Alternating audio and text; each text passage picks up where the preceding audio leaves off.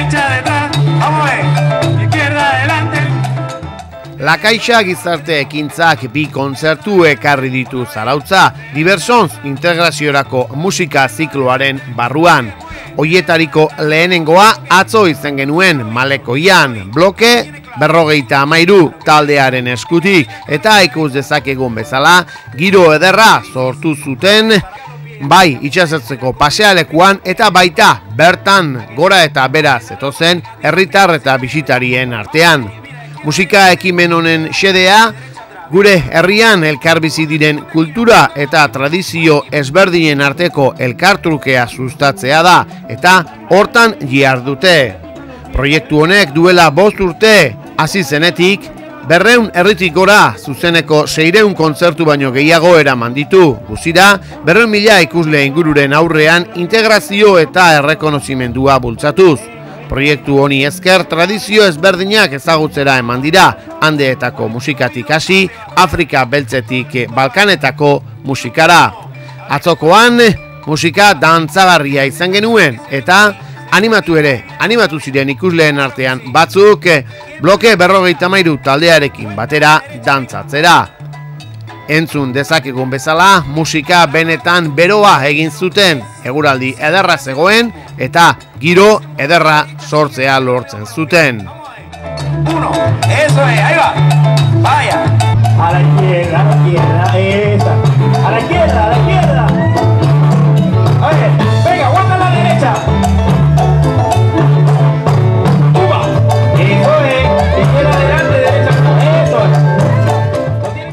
Bloke 53 taldeak dantzara gonbidatzeko asmoz, Latinoamerikako jazzarekin eta salsa bravarekin osatutako errepertorioa eskaini zuten. Seikotea osatzen duten musikariak, Venezuelako 3, Kataluniako 2 eta Argentinako 1, Bartzelonan bizi dira eta musikaren munduan eskarmentu handikoak ditugu denak. Talde honen ezaugarri nagusia, beren emanaldietan vibrafonoari eman dion protagonismoa da. Protagonista nagusi bilakatu artekoa. Emanaldi bikaina berez eta hemen han entzundakoa.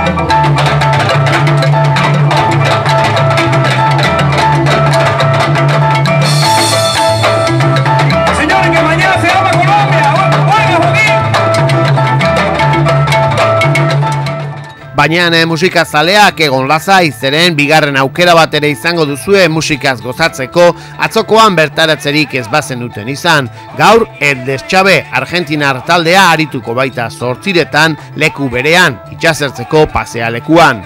Argentinako 4 musikari ditugu, batez ere tangoari dedikatutako proiektua eskaintzen, baina milonga eta txaranga bezalako erritmoak alde batera utzi gabe.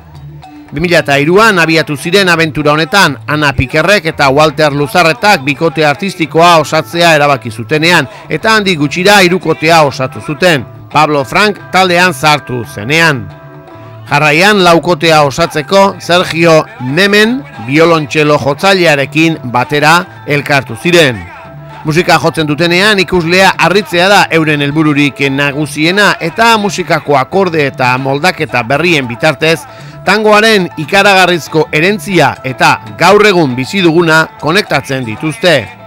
Horrexegaitik aukeratuko zuen taldeak Deschave hitza euren taldeari izena ematerakoan, ezkutuko zerbaiten azalpena ematea harridura eraginez adierazten baitu hitzonek.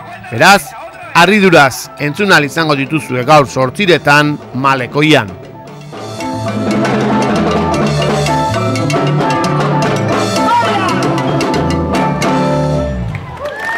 Joaquín Arteaga en el timbal, que se nos va para Colombia mañana mismo.